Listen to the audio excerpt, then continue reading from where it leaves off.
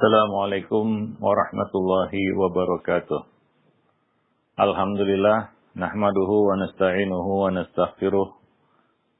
Wa na'udzu billahi min syururi anfusina wa sayyiati a'malina, may yahdihillahu fala mudhillalah wa may yudlil fala hadiyalah. Asyhadu an la ilaha illallah wahdahu la syarikalah wa asyhadu anna Muhammadan abduhu wa rasuluh. Ya ayyuhalladzina amanu ittaqullaha haqqa tuqatih wa la tamutunna illa wa antum muslimun. Amma ba'du. Para kaum muslimin dan muslimat rahimani wa rahimakumullah. Alhamdulillah, segala puji hanyalah milik Allah Rabb semesta alam. Salawat dan salam atas Nabi kita Muhammad sallallahu alaihi wasallam, atas keluarga beliau, sahabat-sahabat beliau, dan umat beliau sampai hari kemudian. Kaum muslimin dan muslimat yang dimuliakan Allah, kita akan melanjutkan pembahasan buku Mencetak Generasi Rabbani. Kita sampai pada bab anak dan pendidikan seksual, atau at-tarbiyatul jinsiyah. Ini adalah satu bagian dalam pendidikan yang sebagian orang mungkin menganggap ini adalah satu yang tabu untuk dibicarakan, sehingga ditutup-tutupi dan cenderung disembunyikan. Sebahagian lagi mungkin terlalu vulgar dan tidak memandang tingkatan usia di dalam menyampaikan hal-hal yang berkaitan dengan pendidikan seksual. Ya, tentunya Islam juga sebagai agama yang komplit, ya tentunya juga membicarakan hal ini. Ya, dorongan seksual itu adalah sesuatu yang terpatri, difitrahkan, diciptakan Allah pada jiwa manusia sebagai salah satu sebab kelangsungan hidup, ya, berkembang biak, ya, sehingga kita bisa melanjutkan garis keturunan. Allah menjadikan masa tertentu pada manusia untuk bisa merasakan hal ini, atau untuk mulai bisa merasakan hal ini. Ya, dorongan seksual itu adalah sesuatu yang fitrah. Maka jangan buru-buru disikapi secara negatif. Ya, kita perlu berdialog dari hati ke hati dengan anak tentang hasrat yang mungkin mulai dia rasakan, terutama terhadap lawan jenis. Dampingi serta berikan pengarahan. Selanjutnya, jagalah agar kecenderungan itu berjalan normal, supaya mencegah pembangkit dari luar yang dapat menyebabkan penyimpangan perilaku pada anak yang berkaitan dengan hubungan jinsiah ini. Ada beberapa poin ya tentang pendidikan anak yang berkaitan dengan dorongan seksual di dalam Islam. Nah, di sini jangan kita konotasikan negatif, yaitu menjelaskan hal-hal yang tabu ataupun yang berkaitan dengan hal yang tidak layak didengar oleh anak, bukan. Ya, di dalam Islam memperhatikan fase-fase usia anak, ya, dan perkara-perkara yang boleh mereka ketahui dengan cara yang tepat. Karena kalau mereka tidak tahu juga berbahaya. Ada beberapa perkara di dalam Islam, ya itu semua berkaitan dengan tarbiyah jinsiyah, pendidikan seksual bagi anak. Artinya sudah ditanamkan ya arah yang benar, pandangan yang benar dalam masalah ini. Sehingga dia mengerti jati dirinya sebagai lelaki atau laki-laki, anak laki-laki, dan sebagai anak perempuan kalau dia anak perempuan. Karena secara dasar Allah mengatakan walaisa dzakaru kal unta. Laki-laki tidak sama dengan wanita. Ya, dengan kecenderungan yang berbeda. Maka dari itu perlu ya diajarkan hal-hal ini kepada anak-anak kita dengan cara yang benar. Ya, sehingga mereka mengerti ya kedudukan mereka dan apa yang terjadi pada diri mereka, khususnya anak-anak yang menjelang puber ya.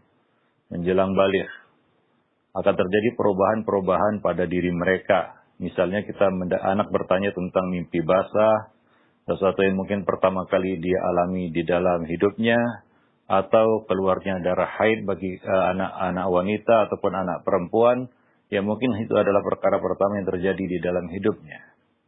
Maka ini perlu penjelasan dari orang tua yang tentunya pasti paham tentang hal-hal seperti ini. Ya, demikian juga ketika terjadi perubahan-perubahan pada fisiknya, ya seperti muncul ya hal-hal yang menunjukkan kelaki-lakiannya seperti buah kuldi dan jenisnya. Ya, dan mulai terjadi perubahan pada suaranya, ya, dan ini adalah satu hal yang perlu diperhatikan oleh para orang tua, ya, supaya terarah, ya, tidak liar dan tidak jatuh kepada hal-hal negatif di luar sana. Karena ya kita tahu sendiri bagaimana ya kondisi hari ini, anak-anak itu mungkin bisa mendapatkan informasi salah tentang hal ini dari internet, ya, atau dari dunia maya atau dari teman-temannya. Ya, nah demikian.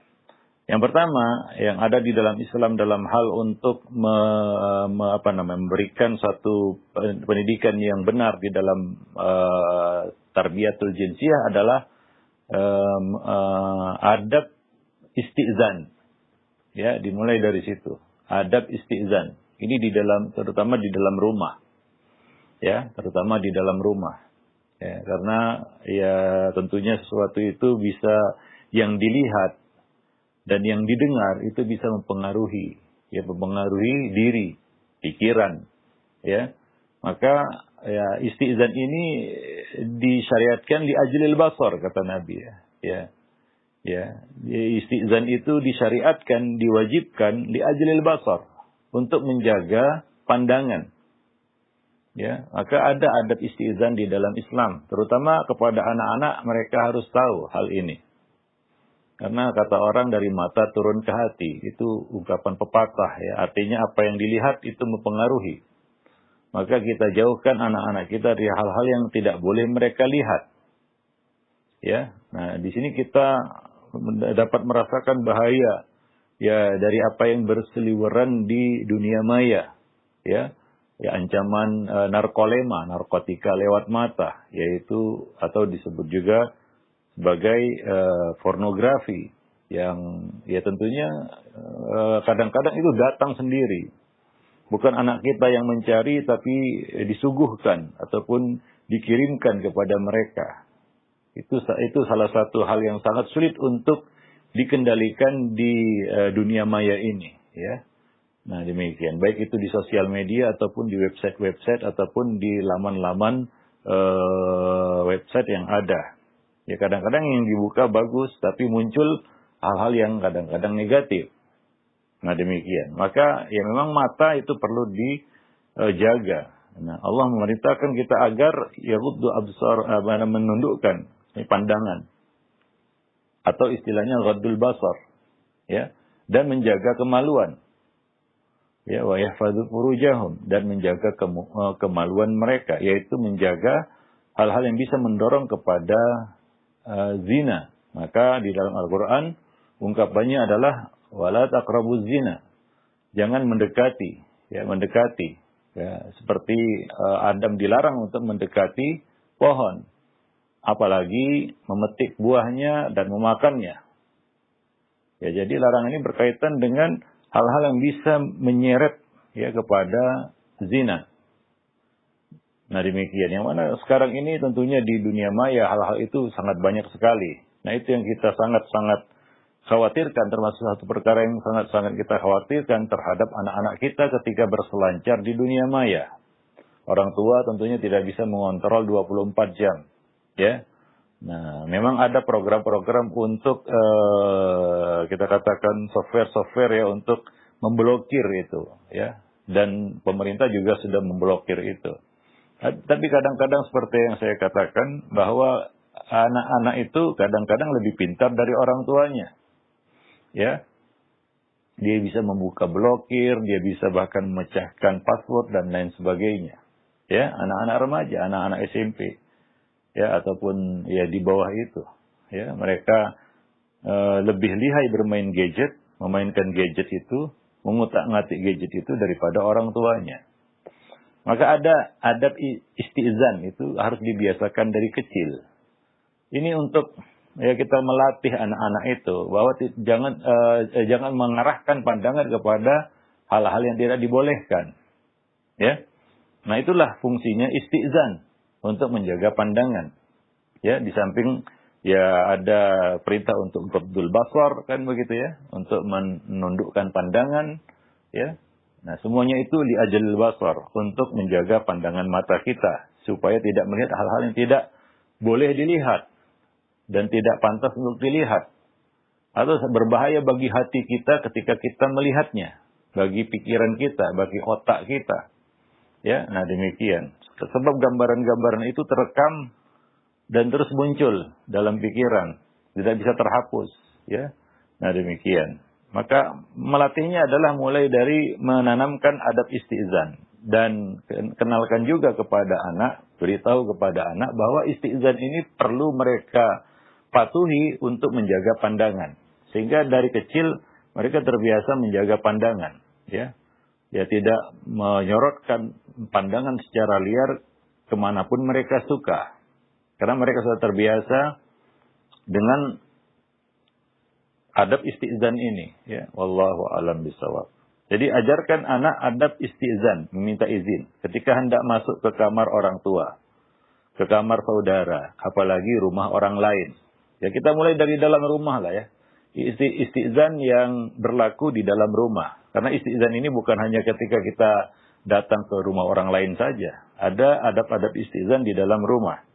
Ya, bimbing dia agar memulainya dengan salam, baru kemudian minta izin masuk. Ya, jelaskan bahwa salam itu ucapan salam berbeda dengan istizan. Ya, bahwa salam itu bukan berarti ya istizan. Nah, ini yang salah juga, ya beredar juga di kalangan masyarakat Indonesia di sini ya. Kalau sudah dijawab salamnya, dia nyelonong masuk. Ya. Misalnya dia datang ke rumah seseorang, ya dia ucapkan salam, Assalamualaikum. Di dalam dijawab Waalaikumsalam, nyelonong masuk. Dia anggap ya jawaban salam itu istizan. Padahal itu bukan istizan. Istizan itu berbeda dengan salam. Ya. Istizan itu, salam itu bukan, jawaban salam itu bukan istizan. Artinya setelah dijawab salam kita harus minta izin kepada ya si empunya rumah, pemilik rumah. Bolehkah saya masuk? Adkhul, bolehkah saya masuk? Kalau dijawab silakan baru masuk. Itu istizan. Nah, ini karena mungkin budaya ya. Ya di negeri ini yang mungkin kan tanpa batas, apalagi satu ya kita katakan perkampungan di situ sudah macam keluarga sendiri atau memang mereka satu keluarga. Sehingga kadang-kadang adab-adab ini tidak diperhatikan. Ya, bahkan Nabi mengingatkan ya, alhamul maut. Ipar itu adalah maut. Artinya, sesuatu yang mungkin kita anggap biasa, karena dia mungkin punya hubungan kekerabatan, tapi bukan mahram. Lalu kita biarkan dia lalu lalang keluar masuk rumah kita, itu justru bisa berbahaya. Ya, para pemirsa dan para pendengar yang dimuliakan Allah. Jadi ini harus dijelaskan kepada anak-anak ya, bahkan kepada kaum muslimin bahwa salam itu bukan istizan, ya.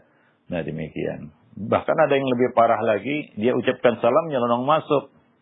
Ya, padahal salam belum dijawab dan izin belum diberikan. Ya, seolah-olah dia memberikan salam itu ya seperti kulununnya lah, dia minta izin masuk begitu ya. Nah, dijawab salam aja itu belum istizan, apalagi hanya sekedar kita mengucapkan salam. Baik. Dan yang lebih parah lagi adalah masuk rumah orang tanpa salam, tanpa izin, kan begitu. Nah, ini kan seperti maling jadinya. Nah, jadi setelah anak mengucapkan salam dan salamnya telah dijawab, ia harus minta izin lagi sebelum masuk. Ya. Apabila pemilik rumah atau pemilik kamar mengizinkan, barulah dia boleh masuk. Dan ini juga harus berlaku di dalam rumah. Misalnya anak kita ya ingin masuk kamar kita, dia mengetuk pintu, tok tok tok kan gitu ya. Ya, dia assalamualaikum, kita jawab waalaikumsalam. Nah, kemudian janganlah dia dibiasakan ya. Biasanya anak kan begitu dengar suara orang tuanya dia nyelonong masuk. Nah, dia diajarkan juga untuk minta izin dan tidak membuka pintu sebelum dijawab izinnya. Nah, ya, ini adab yang harus kita katakan dilatih ya, diajarkan kepada anak-anak. Itu semua li ajlil basar, karena supaya dia tidak melihat sesuatu yang tidak patut dia lihat di dalam kamar itu. Wah, ya, mungkin ya orang tuanya belum berbusana secara lengkap ya. Nah, dan ya hal-hal yang mungkin ya namanya dalam kamar sifatnya pribadi, privasi ya, maka ya beri ya kesempatan kepada pemilik kamar untuk memutuskan ya disilahkan masuk atau tidak, dan untuk memperbaiki penampilan ya sehingga dia bisa menutup aurat dengan sempurna. Ya, Allah mengatakan ya ayyuhalladzina amanu la tadkhulu buyutan ghayra buyutikum hatta tasta'nisu wa tusallimu ala ahliha. Dzalikum khairul lakum la'allakum tadhakkarun. Wahai orang-orang yang beriman, janganlah kamu masuki rumah yang bukan rumahmu sebelum meminta izin dan memberi salam kepada penghuninya. Ya, yang demikian itu lebih baik bagimu agar kamu selalu ingat. Nah, demikian itu adab yang Allah ajarkan kepada manusia di dalam Al-Quran. Ya, di sini Allah membedakan antara salam dan istizan.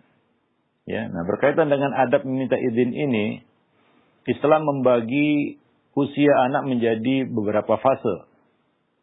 Jadi di dalam tarbiyah jinsiah ini juga kita memperhatikan fase usia, ya. Nah, pertama fase usia anak diharuskan meminta izin pada waktu-waktu tertentu sebelum bertemu seseorang. Waktu yang dimaksud adalah sebelum sholat subuh.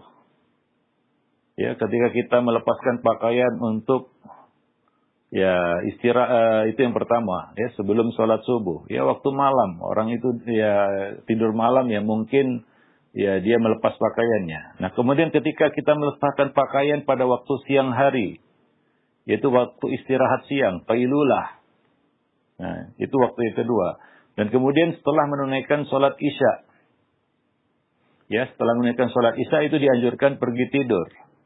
Maka itu 3 waktu, ya, yang mana seorang anak, ya yang menginjak usia mumayyiz menjelang baligh, ya, itu harus meminta izin ya kepada pemilik kamar. Ya, ini diajarkan kepada mereka sunnah ini ataupun syiar ini ataupun syariat ini. Allah dasarnya adalah firman Allah Subhanahu wa taala di dalam Al-Qur'an ya surat An-Nur ayat 58. Allah mengatakan ya ayyuhalladzina amanu liyasta'dzinkumul ladzina malakat aymanukum walladzina lam yablughul hulum minkum, yang belum baligh, dan juga alladzina malakat aymanukum, budak-budak kamu yang kamu miliki, dan anak-anak yang belum baligh, mungkin usia mumayyiz ya sebelum menjelang baligh itu usia mumayyiz, dia sudah mengerti apa yang dia lihat, tapi dia belum baligh, ya belum baligh, belum mukallaf istilahnya, ya. Nah, anak-anak usia mumayyiz ya mungkin 10 tahun ke bawah, ya 4 tahun atau 3 tahun ke atas, ya. Nah, ya tergantung, karena usia mumayyiz ini ya berbeda-beda, ada yang 4 tahun baru mumayyiz, ada yang 3 tahun sudah mumayyiz, ya. Nah, mumayyiz itu adalah usia di mana anak itu bisa memahami khitab, yaitu perkataan, dan bisa menjawab pertanyaan. Maka dia sudah mumayyiz, dia sudah mengerti, membedakan, tapi belum baligh. Ini satu usia, ini dinamakan usia tamyiz, ya. Nah, bagi mereka, ya, mereka harus meminta izin salasa marrat, di 3 waktu. Ya, mereka diajarkan untuk minta izin pada 3 waktu. Yang pertama, min qabli salatil fajri, sebelum salat fajar. Ya, mungkin mereka sudah lebih dulu bangun, ya kadang-kadang anak itu kan lebih dulu bangun, ya dia datang ke kamar orang tuanya, ya, atau ke kamar saudaranya. Ya, lalu dia masuk nyelonong begitu saja. Nah, kalau dia sudah mumayyiz, dia harus minta izin. Ya, itu waktu yang pertama, ya, yaitu min qabli salatil fajri. Kemudian waktu yang kedua adalah wahina tad'una thiyabakum minadh-dhahirah. Ketika kamu melepas pakaianmu pada siang hari, ya untuk qailulah, untuk tidur siang. Ada waktu tidur siang, ya, di mana kita mengambil waktu sejenak untuk istirahat, ya, di siang hari. Nah, ketika anak-anak ini ingin masuk ke kamar orang tuanya, mereka harus minta izin, ya, dilatih tentunya untuk minta izin sebelum masuk. Itu waktu yang kedua. Waktu yang ketiga adalah min ba'di salatil isya. Setelah salat isya, yaitu ketika orang siap-siap untuk tidur. Ya, nah demikian. Nah, ini 3 waktu yang ya mereka harus minta izin ya sebelum masuk ke kamar orang lain. Terutama ke kamar orang tua mereka atau kamar saudara-saudara mereka.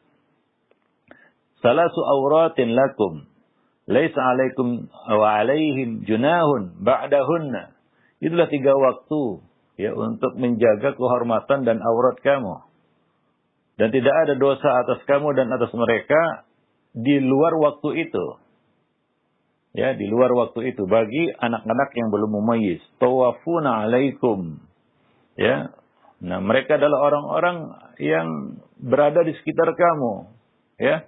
Nah, tapi mereka belum baligh, masih mumayyiz. Maka dibatasi 3 waktu tadi, ya. Kadzalika yubayyinullahu lakumul ayati wallahu alimun hakim. Demikian Allah menjelaskan ayat-ayatnya dan Allah Maha mengetahui lagi Maha bijaksana.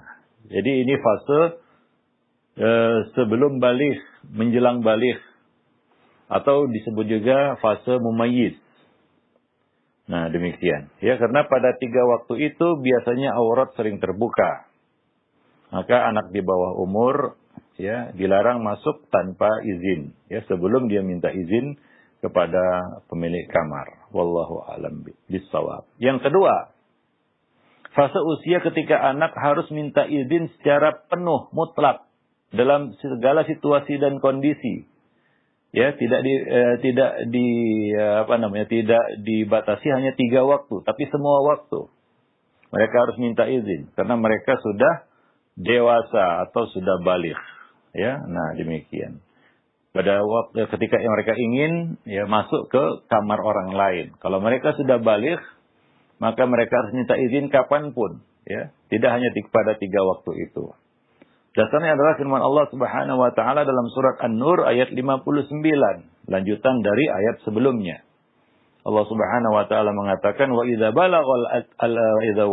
balagal atfalu minkumul hulum falyasta'dinu kama sta'dana alladziina min qablihim. Kadzalika yubayyinu Allahu lakum ayatihi wallahu alimun hakim.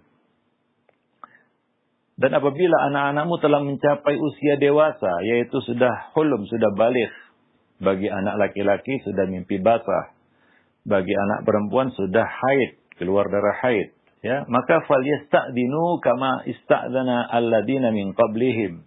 Maka hendaklah mereka minta izin, mereka harus minta izin sebagaimana orang-orang yang lebih dewasa meminta izin. Ya. Nah, jadi secara penuh ini ya, setiap waktu kalau mereka sudah baligh. Wallahu a'lam bishawab. Jadi dibedakan ya usia sebelum baligh dan usia sesudah baligh. Ya, nah demikian. Ketika dia sudah menginjak usia baligh, sudah baligh, mereka harus minta izin ketika masuk ke kamar orang lain ataupun dia masuk ke kamar orang tuanya atau saudara-saudaranya. Itulah 2 fase yang perlu kita perhatikan dan ajarkan kepada anak-anak kita agar mereka mengerti bahwa bahaya ya menumbuhkan pandangan pada sesuatu yang tidak layak untuk dilihat. Itu berbahaya bagi hati. Ya, nah demikian. Karena ada pepatah dari mata turun ke hati, kan begitu ya. Nah, itu akan terekam dan tergambar dalam benaknya sesuatu yang tidak boleh dia lihat. Aurat orang lain, ya. Walaupun itu aurat orang tuanya.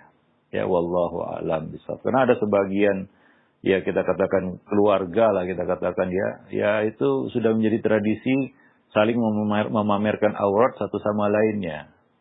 Ya, bahkan aurat-aurat yang bersifat vital. Ya, aurat vital itu tidak boleh dilihat oleh siapapun kecuali yang halal untuk melihatnya. Yaitu pasangan hidup kita, suami kita atau istri kita. Selain itu nggak boleh. Orang tua aja nggak boleh yang melahirkan kita. Ya, kalau sampai pada usia-usia tertentu ya. Nah, demikian. Wallahu a'lam bishawab. Jadi ini harus kita ajarkan kepada anak ya, supaya mereka terbiasa menjaga pandangan mata ya, karena ju'ilal isti'dzan li ajlil basar, dijadikan syariat isti'zan ini untuk menjaga pandangan, melatih ya diri ketika menggunakan nikmat mata ini ya. Nah demikian. Wallahu a'lam bishawab. Karena sambungannya ke otak sangat dekat gitu ya.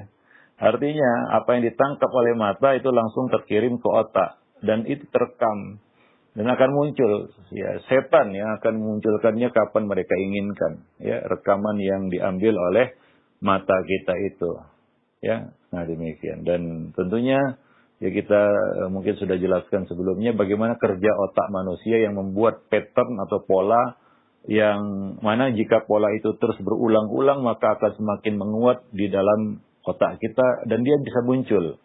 Ya, nah demikian. Wallahu a'lam bishawab. Dan akan menjadi satu kebiasaan bagi kita karena otak sudah terprogram untuk pola itu. Nah, makanya dilatih dari kecil ini ya. Nah, ada anak-anak yang ya dia sudah terbiasa menjaga pandangan. Ketika melihat sesuatu yang tidak ya yang memalukan ya atau sesuatu yang tidak patut dia mengalihkan pandangan matanya karena sudah dilatih dari kecil. Ada anak yang justru mencari-cari kesempatan untuk melihat sesuatu yang tidak dibenarkan begitu karena tidak ada latihan dari kecil. Ya, nah pendidikan seksual itu dimulai dari menjaga pandangan, melatih diri untuk bisa menjaga pandangan mata. Karena penyimpangan seksual itu biasanya bermula dari pandangan mata. Ya, nah demikian, dari pandangan mata. Ya, tidak ya kita katakan berhati-hati dan tidak menjaga ya mata dari hal-hal yang tidak boleh dan tidak pantas untuk dilihat. Jadi itu yang pertama harus kita tanamkan kepada anak-anak kita. Ya mudah-mudahan ketika mereka beranjak dewasa mereka sudah terbiasa untuk menjaga pandangan mata itu ya. Nah, karena kalau anak yang sudah terbiasa ya misalnya dari kecil lah ya nyelonong masuk saja, kemudian dia melihat hal yang tidak boleh dilihat. Jangan anggap enteng. Bahwa apa yang dilihatnya itu terekam. Ya, walaupun kita usir dia, ya, tapi ya ataupun kita suruh keluar dia, tapi ya karena terlanjur terlihat, nah itu menyisakan bekas. Ya, maka ya kita sebagai orang tua juga harus ketat ya di dalam masalah ini ya. Jangan sembrono dan jangan memandang remeh hal yang kita katakan sangat sensitif ini ya. Jadi dimulai dari rumah, isti'zan, adab isti'zan di dalam rumah. Ya. Nah, kalau di rumah sudah terlatih, ya tentunya di luar dia akan terbiasa dengan isti'zan ini. Ya, wallahu a'lam bishawab. Kemudian yang kedua berikutnya, memilih waktu yang tepat. Ajari anak agar tidak minta izin pada izin masuk ya pada masa atau waktu ya subuh, pagi-pagi buta, tengah hari atau juga pada saat larut malam kecuali apabila ada kepentingan mendesak. Ya. Nah, jadi ya anak itu tahu dia. Ya, kapan waktu dia bisa masuk ke kamar orang tuanya atau ke kamar orang lain. Ya. Nah, demikian. Jadi dia harus tahu waktu ya yang tepat, yang benar untuk masuk ke kamar orang lain. Ya, nah demikian. Kemudian mengetuk pintu sebanyak 3 kali. Ini bagian rangkaian dari isti'zan. Ajari anak agar mengetuk pintu sebanyak 3 kali saat hendak masuk ke kamar orang tua atau rumah orang lain. Ya, nah demikian. Jika tidak ada izin, maka dia kembali. Ini yang diajarkan dalam Islam ya. Nabi SAW mengatakan, "Idza sta'dzana ahadukum salasan falam yu'dzan falyarji." Jika salah seorang dari kamu minta izin 3 kali lalu tidak diizinkan, maka kembalilah. Ya, nah itu adab bertamu ke rumah orang lain. Yaitu kita minta izin 3 kali. Kalau tidak ada izin, kembali. Ya. Ada yang bertanya ini, Ustadz, saya sudah ada janji dengan dia. Ini lain cerita ya, itu lain bab ya. Kalau udah ada janji, ya sudah ada perjanjian sebelumnya, ya maka kita ingatkan janjinya. Ya, nah, dan dia juga mungkin akan tahu itu. Nah ini ada perjanjian ya sebelumnya. Tapi kalau tidak ada perjanjian sebelumnya, kita dadakan misalnya datang ke rumah teman kita, ya ketuk pintu 3 kali, minta izin 3 kali, salam 3 kali, tidak ada jawaban, kembali. Dan jangan suuzon, ya, wah dia sombong, dia ini. Tidak. Karena tidak ada perjanjian, tidak ada janji sebelumnya. Kecuali kita ada perjanjian sebelumnya dengan seseorang akan datang pada waktu tertentu, ya, maka artinya itu seperti kita memberikan izin untuk datang. Maka kita artinya siap untuk menerima tamu. Artinya kita berkewajiban menjamu tamu. Nah, demikian. Itu kalau ada perjanjian, ya. Nah, jadi ini berlaku apabila tidak ada perjanjian. Wallahu a'lam bishawab. Nah, kemudian mengetuk pintu dengan perlahan. Ajari anak agar tidak mengetuk pintu dengan keras, sehingga mengejutkan orang yang berada di dalam kamar atau rumah. Ada adab mengetuk pintu. Namanya ketukan pintu, bukan memukul, menggedor pintu, ya, tapi mengetuk pintu. Dinukil bahwa ada wanita yang hendak menemui Imam Ahmad. Kemudian dia mengetuk pintu rumah Imam Ahmad dengan keras. Ya, mungkin menggedor, ya, digedor-gedor gitu. Maka beliau berkata, ya, ini adalah ketukan pintu ala aparat keamanan. Ya, nah demikian. Ya, ini bukan sedang sedang menggeledah ataupun sedang melakukan penyerangan, tidak. Ini kita minta izin, maka ketukannya juga ketukan, ya, kita minta kerelaan hati dari pemilik rumah untuk memberi izin, bukan menggedor, ya.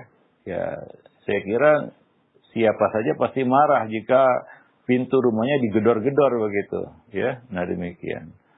Seperti polisi mau menangkap maling gitu. Baik. Nah, jadi ya beradablah di dalam mengetuk pintu, ya. Ya, ketukan yang wajar, ya. Nah, demikian. Tidak, ya, digedor, nah, demikian. Kemudian memberi jeda antara satu ketukan dengan ketukan yang lain. Ya, artinya tidak terus-menerus, ya. Ya, sehingga nggak tahu ini 3 kali atau 10 kali begitu, ya. Jadi ada jeda sehingga bisa dihitung 1 kali, 2 kali, 3 kali, 3 kali ketukan, kan begitu. Nah, jadi ini juga diajarkan kepada anak supaya tidak mengetuk pintu terus-menerus. Kita pun akan terganggu gitu, ya. Jika ada yang datang ke rumah kita diketuk terus tuk tuk tuk tuk tuk, nggak ada hentinya, kan begitu, ya. Ya, kita pun terganggu, ya. Nah, demikian, ya. Nah, pemilik rumah juga akan kaget, ya, dengan ketukan-ketukan seperti itu, ya. Wallahu a'lam bishawab.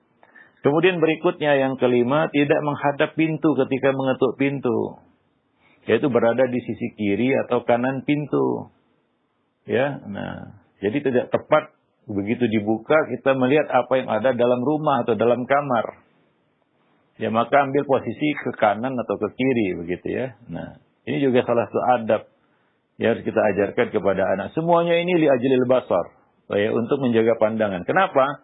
Karena kalau kita tepat berada di depan pintu ketika dia buka, ya, mungkin kita akan tertumbuk pandangan kita kepada hal-hal yang tidak diinginkan, ya. Ya, mungkin, ya, pemilik rumah atau penghuni kamar tidak sepenuhnya siap. Ya, mungkin dia buru-buru buka pintu, sementara orang-orang yang ada di dalam penghuninya belum semuanya siap. Maka adabnya itu semua li ajlil basar, ya, kita mengetuk pintu dari sisi kiri atau kanan, tidak bertepat berada di depan dan hadapan pintu itu.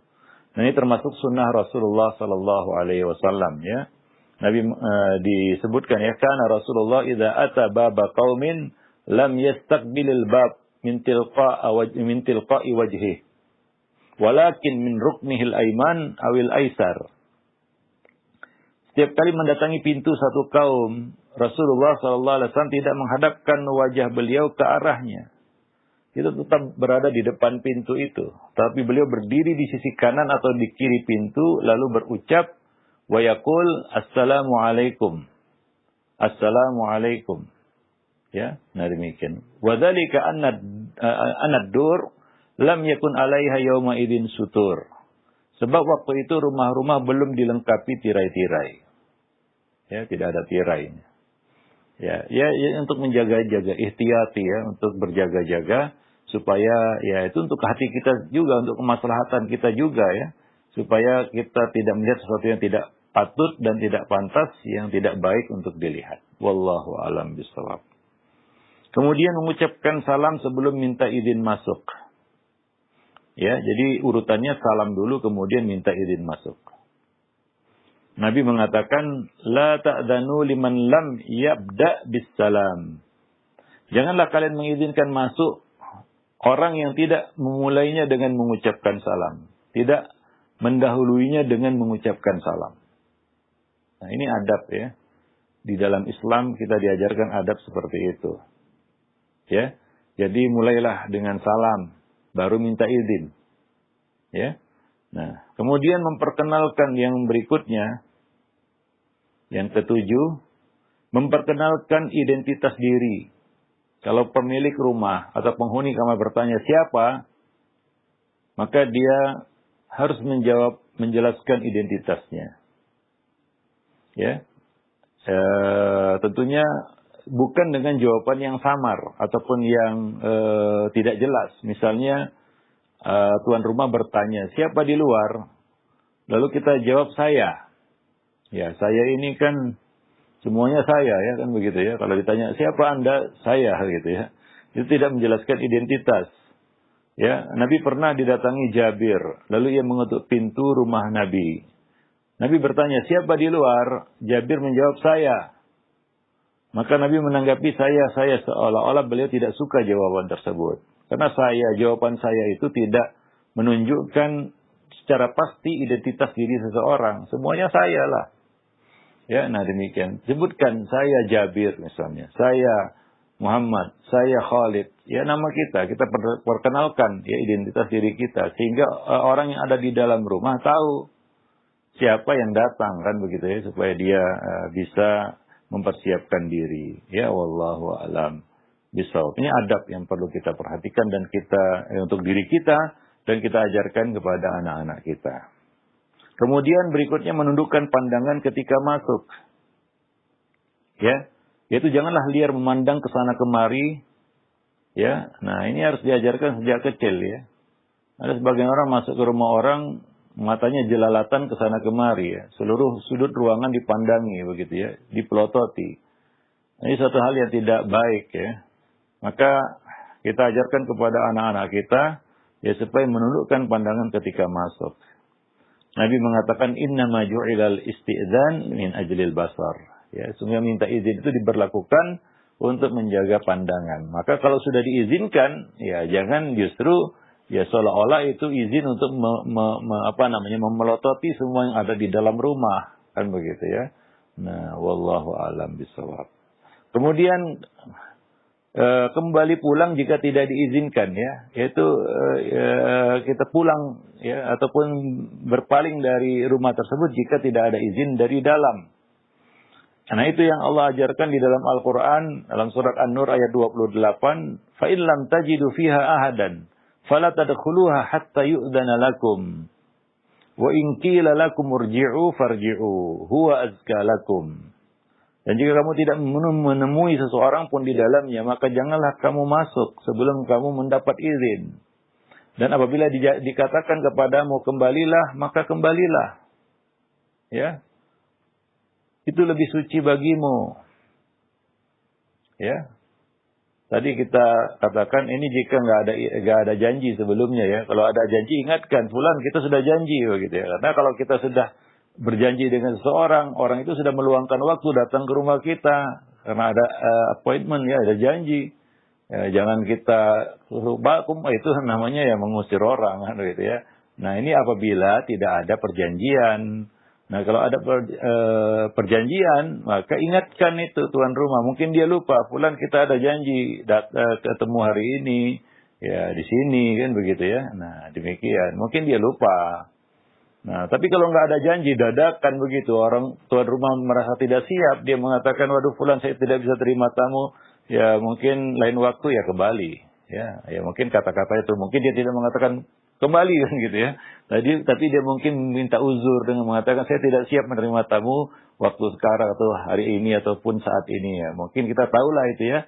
Itu adalah isyarat bahwa kita tidak diterima dan pulanglah. Dan jangan sakit hati. Jangan suuzon juga. Ya, karena tidak semua orang siap untuk menerima tamu setiap saat. Mungkin dia juga ada urusan, maka di sini kita harus mengedepankan ya baik sangka kita kepada saudara kita. Ya, jangan kita tuduh dia, wah si fulan sombong, saya datang ke rumahnya diusirnya. Ya, sebenarnya itu bukan pengusiran, ya, tapi dia minta uzur, istighfar, ya bahwa dia tidak mampu untuk menerima tamu. Nah, demikian, ya. Kan ya berdosa juga dia jika dia menerima kita ternyata kita diabaikan. Ya, kita ditelantarkan, dia sebagai tuan rumah tentunya akan berdosa, ya. Nah, demikian. Wallahu alam. Jadi ini harus kita pahami. Itu apabila kita datang secara mendadak, ya. Nah, wallahu alam bisawab. Baik. Kemudian tidak mengintip rumah orang lain. Ini satu kebiasaan buruk, ya. Dia minta izin, dia salam, minta izin sambil melihat-lihat ke belakang, ke samping, ya bahkan mengintip dari jendela kan begitu ya. Nah, mungkin tujuannya ataupun niatnya ingin memastikan ada orang atau tidak, nggak boleh itu. Ya, terlepas kita ingin tahu ada orang lain atau tidak, ada orang lain atau tidak di dalam rumah itu, kita tidak boleh mengintip rumah orang lain. Ya, mengintip rumah orang lain. Nah, ini juga harus diajarkan kepada anak-anak. Ya, bukankah istizan itu karena menjaga pandangan? Lalu mengintip itu tentunya bertentangan dengan itu. Mengintip itu justru kita membahayakan pandangan mata kita. Ya, membahayakan diri kita juga. Ya, mungkin dianggap pencuri kan begitu ya. Nah, biasanya suka mengintip-ngintip itu kan orang ingin buat jahat. Nah, kalau diteriaki maling nanti, wah itu bisa berabe kan begitu ya. Bisa fatal akibatnya. Maka Nabi mengatakan, "Lau anna imra'an ittala 'alaika bighairi idnin, fakhadhaftahu bihusatin, fafaqa'at 'ainuhu, maka kana 'alaika min junah." Ini dalam hukum dalam Islam ya. Sekiranya ada seorang yang mengintip rumahmu tanpa izin, lalu engkau melemparnya dengan batu hingga tercungkil matanya, maka tiada dosa atasmu. Di dalam Islam ya seperti itu. Ya, ini salah yang mengintip kan begitu ya. Nah, demikian. Wallahu a'lam bishawab. Dan itu mengintip juga merupakan satu kejahatan yang bisa dipidanakan ya. Bahkan kita kata di undang-undang ya pidana di negeri ini juga sama itu ya. Mengintip ya properti ataupun rumah orang lain itu bisa dipidanakan, termasuk salah satu ya mungkin delik bentuk kejahatan ataupun kesalahan ya. Wallahu a'lam bishawab. Nah, demikian. Baik. Nah, ini yang pertama yaitu istizan dengan beberapa adab yang perlu kita ya perhatikan ya di dalamnya. Dan ini harus kita latih dari kecil anak-anak kita supaya mereka memiliki adab dan etika di dalam istizan ini ya, di dalam memasuki rumah orang lain ataupun kamar orang lain. Wallahu a'lam bishawab. Nah, demikian saja mungkin mudah-mudahan ya bermanfaat bagi kita semua. Masih berkaitan dengan tarbiyah jinsiyah. Ya, poin yang kedua di dalam bab ini yaitu nanti akan kita bahas membiasakan untuk menundukkan pandangan, ya, menjaga pandangan. Istizan itu jelas untuk kemaslahatan pandangan mata kita. Itu dipertegas lagi ya di luar waktu istizan, bukan dalam konteks ingin masuk rumah orang atau ingin masuk ke kamar orang. Ya, di luar kondisi itu ya Allah juga perintahkan kita untuk yaghuddu min absarihim wa yahfazu furujahum. Katakan kepada orang-orang yang beriman, yaghuddu min absarihim wa yahfazu furujahum, agar mereka menundukkan pandangan mereka dan menjaga kemaluan mereka. Ya, nah demikian. Wallahu a'lam bishawab. Baik. Ya, demikian saja. Mudah-mudahan bermanfaat. Aku qouli hadza, astaghfirullah li wa lakum lisairil muslimin. Innahu huwal ghafurur rahim. Nah, baik. Syukran jazakallahu khair kepada Al-Ustaz yang sudah menjelaskan bagaimana tadi pendidikan anak dan seksualitas ya. Mudah-mudahan ini menjadi ilmu bagi kita untuk para orang tua yang juga merupakan penjelasan juga mengenai adab-adab ketika di dalam rumah ataupun bertamu kepada rumah orang lain. Dan selanjutnya kami buka sesi interaktif, sesi soal jawab. Silakan bagi Anda para pemirsa atau pendengar yang ingin bertanya di kesempatan pagi hari ini, dikirimkan pertanyaannya melalui pesan singkat atau SMS, dan tentunya kami harapkan pertanyaan disesuaikan dengan pembahasan kita di kesempatan pagi hari ini. Baik, yang pertama Ustaz, ada pertanyaan dari Ummu Kiron yang berada di Jakarta. Assalamualaikum warahmatullahi wabarakatuh. Ya Ustaz, mengenai izin masuk ke dalam kamar, apakah berlaku juga kebalikannya, yaitu orang tua ketika ingin masuk ke kamar anaknya yang sudah balik harus izin kepada anak tersebut? Maksudnya dengan adab-adab. Iya, pasti. Bahkan lebih wajib lagi ya.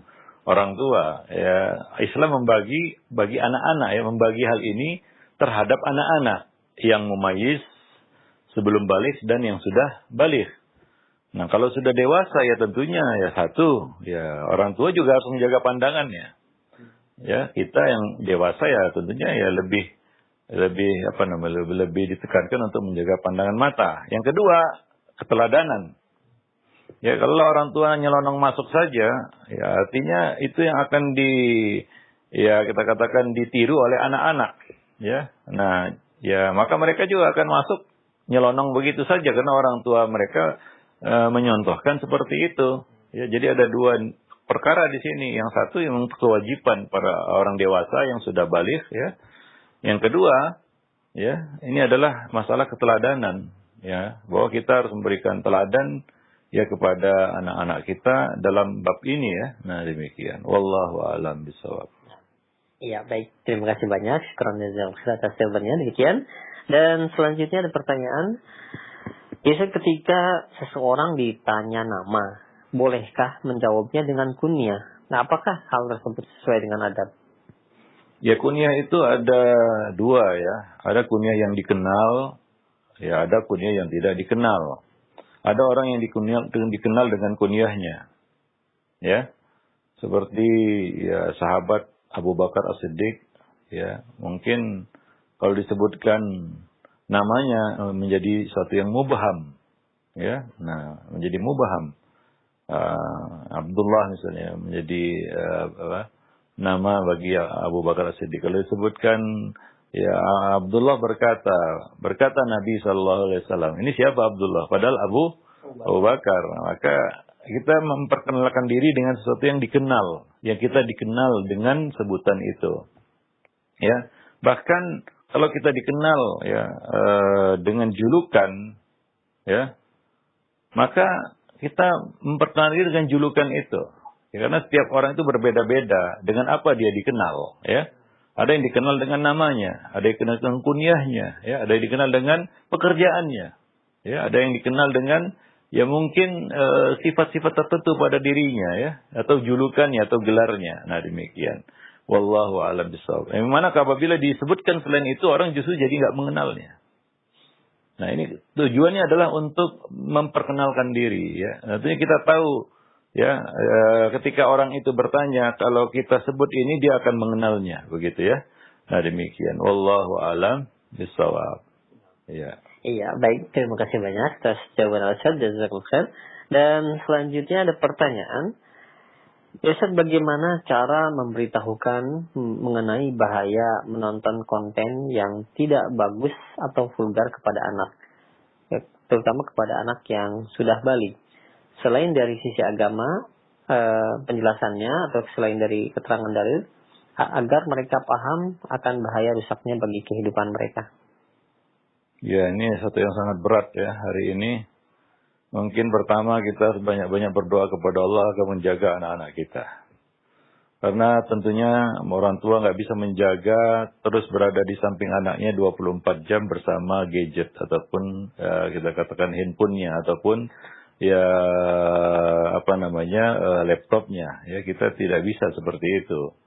Ya, kita hanya bisa memberikan mungkin pengarahan, bimbingan, ya, ataupun peringatan dan sejenisnya. Ya, tapi di luar itu kan di luar kuasa kita. Kalau kita singkirkan benda itu salah satu cara yang paling efektif. Tentunya hari ini ya agak susah untuk kita lakukan. Ya, kita tahu sekarang ini itu sudah begitu dekat dengan kehidupan anak-anak kita. Ya, gadget dan sejenisnya. Apalagi mereka selama 1 tahun penuh ini ya belajar daring kan begitu ya dengan menggunakan handphone. Ya, jadi ya tentunya kita harus terus-menerus memberikan pengertian ya, pengarahan kepada anak-anak kita. Jangan bosan. Ya, karena ya dia harus terus mendapatkan, ya kita katakan, pengarahan itu dari kita. Ya, hingga dia menganggap itu adalah perkara yang penting. Ya, bahwa melanggar itu adalah satu perkara yang sangat berbahaya. Ya, mungkin itulah yang bisa kita lakukan. Ya, mungkin orang tua sudah pasti akan mengingatkan anaknya dari bahaya narkolema, narkotika lewat mata. Tapi ya mungkin bisa disurvei berapa persen anak yang selamat dari itu hari ini ya. Nah demikian. Mungkin tidak sengaja, tanpa disengaja, ya, atau bahkan ada yang memang ya dia mencari-cari konten-konten seperti itu. Ya, wallahu alam bisawab. Nah demikian dekatnya ya benda itu ya atau alat itu dengan kehidupan manusia. Sehingga ya mungkin sangat sulit ya bagi para orang tua untuk bisa memisahkan mereka dari alat tersebut. Yang bisa ada yang mereka lakukan adalah meminimalisir pengaruh buruknya. Itu yang mungkin lebih realistis ya. Wallahu a'lam bishawab. Ya, sembari terus ya memberikan nasihat, pengarahan, bimbingan, peringatan ya agar ya bertakwa kepada Allah ya. Memupuk rasa takut kepada Allah walaupun tidak berada bersama orang tua mereka. Ini yang perlu kita tanamkan kepada anak-anak, kekuatan iman dan kekuatan jiwanya ataupun hatinya.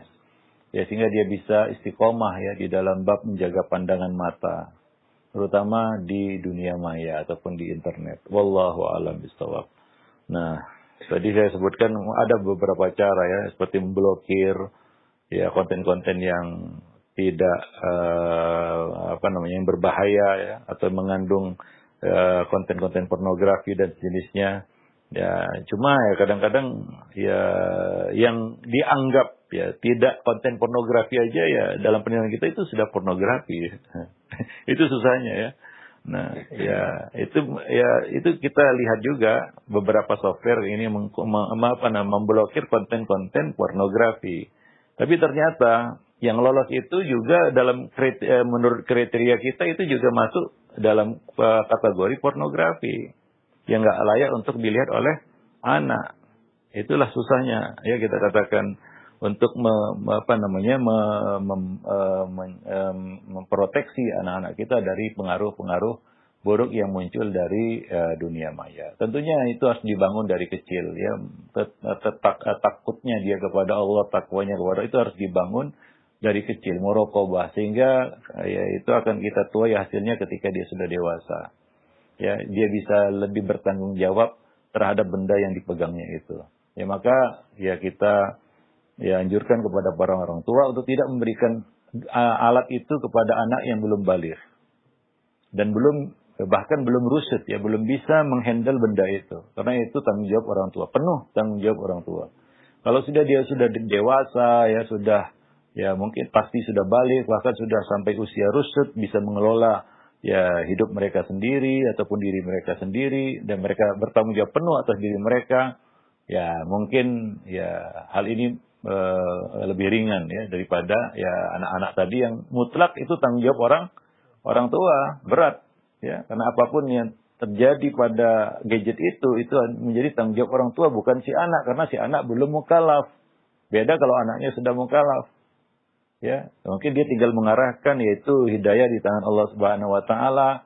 Ya, kesadaran juga ya kita tidak bisa menguasainya lagi, apakah dia punya kesadaran bahwa itu adalah haram, ini adalah tidak boleh dan lain sebagainya. Ya, nah demikian. Barulah berlaku innama alaikal balagh wa alaina al-hisab. Kewajiban kita menyampaikan, ya. Tapi itu harus ada mukadimah dari kecil.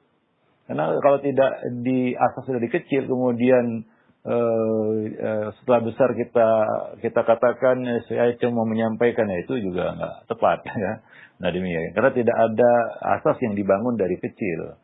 Wallahu a'lam bishawab. Jadi kepada orang-orang tua idealnya ya tidak memberikan alat itu kepada anak-anak yang belum baligh. Ya, wallahu a'lam bishawab. Nah. Ya, baik, terima kasih banyak. Syukran jazakallahu khairan atas jawaban dan nasihat Ustaz, demikian. Dan selanjutnya ada pertanyaan kembali Ustaz, kami ajukan di pesan singkat. Masih berkaitan dengan istizan. Ana bekerja di bidang penegak hukum dan keamanan, dan Ana sering mengintip, menggeledah rumah atau kamar berdasarkan bukti permulaan yang cukup. Dihukumi apa Ustaz? Apakah hal tersebut diperbolehkan jazakallah? Ya, tentunya kalau ada kepentingan tertentu ya mata-matai pada dasarnya tidak boleh. Tapi kalau ada kepentingan tertentu untuk mengungkap suatu kejahatan, ya keburukan, maka itu dibolehkan. Ya ghibah saja ada ghibah yang dibenarkan, kan begitu yang dibolehkan. Ya demikian juga hal ini. Ya kalau untuk kepentingan mengungkap satu kejahatan, ya, nah maka itu dibolehkan. Tapi ya ini darurat, ya qaddaru bi qadariha, harus dengan kadarnya. Ya dan ad-darurat tuzal, ya itu darurat itu hilang, artinya nggak boleh kita setiap waktu ngintip rumah orang gitu dengan alasan kita petugas keamanan. Ya, kalau ada kasus saja ya, ala kepentingan saja itu baru dibenarkan. Ya, bukan kita bebas mengintip rumah orang dengan alasan kita petugas keamanan atau aparat keamanan, itu juga tidak dibenarkan. Ya, jadi ada kadarnya ya, kadar dibolehkannya. Jadi tidak dibebaskan seluas-luasnya tidak, karena ada hak-hak privasi yang harus kita jaga di situ ya. Nah, kecuali untuk kepentingan-kepentingan yang sifatnya perlu dan penting, urgen ya. Nah, untuk misalnya mengungkap suatu kejahatan ya atau menangkap satu pelaku kejahatan ya tentunya ini dibenarkan. Wallahu a'lam bishawab. Nah, iya baik. Syukran jazakallahu khairan atas jawaban Ustaz. Demikian, sampai kembali Ustaz, pertanyaan kami ajukan di layanan pesan singkat mengenai izin lagi Ustaz. Apakah meminta izin ini berlaku juga di rumah orang tua Ustaz? Mana mungkin saya juga tidak kita juga tidak tinggal serumah dengan beliau. Apakah kita ketika ingin masuk ke rumah orang tua, ketika mengucapkan salam maka boleh langsung masuk sendiri saja atau menunggu izin dari orang tua? Ya tetap itu berlaku secara umum ya. Rumah orang tua ya rumah orang lain itu ya. Itu bukan rumah kita ya. Nah kita nggak tahu siapa yang ada di dalam soalnya ya. Mungkin bukan hanya orang tua kita, ada orang-orang lain ya. Ya, nah demikian. Ada ipar kita ya yang mungkin ada di situ, maka ya tetap harus kita perhatikan adab-adab istizan itu.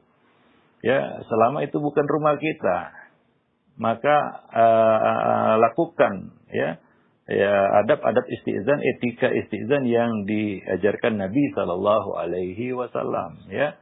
Ya, ketuk pintu, ucapkan salam dan minta izin. Nah demikian. Kita nggak tahu siapa yang ada di rumah itu ya. Mungkin bukan hanya orang tua kita. Mungkin ada orang-orang lain ya. Maka tadi kita sebutkan ya. Kita katakan alasan utama istizan ini disyariatkan di dalam Islam min ajlil basar, untuk menjaga pandangan mata. Wallahu a'lam bishawab. Ya, jadi tadi sudah kita singgung juga budaya, tradisi di negeri ini. Bahkan ya, kita katakan di satu perkampungan lah, karena sudah saling mengenal, macam katanya macam keluarga sendiri, kemudian ya bebas masuk gitu ya ke rumah siapapun begitu ya, di tempat itu. Saya sudah saksikan itu ya, satu tempat yang memang di tempat itu orang sudah saling mengenal, bahkan mereka satu keluarga sebenarnya. Kemudian nggak ada batas gitu ya. Masuk celonang ya padahal itu bukan rumahnya ya. Nah demikian, nah, tidak dibenarkan. Walaupun kita sudah sangat mengenal orang itu, bahkan mungkin keluarga kita sendiri, bahkan mungkin orang tua kita sendiri ya. Nah maka adab ini perlu diperhatikan. Semuanya min ajlil basar, untuk menjaga pandangan mata kita. Wallahu a'lam bishawab. Ya, nah baik. Ya baik. Syukran jazakallahu khairan atas keterangan dan ya mungkin kita tutup saja pertemuan kesempatan pagi hari ini.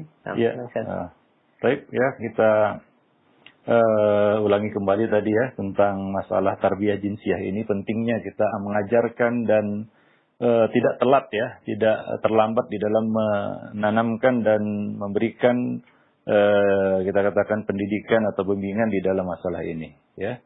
Karena ini harus sesuatu yang harus diasas dari kecil.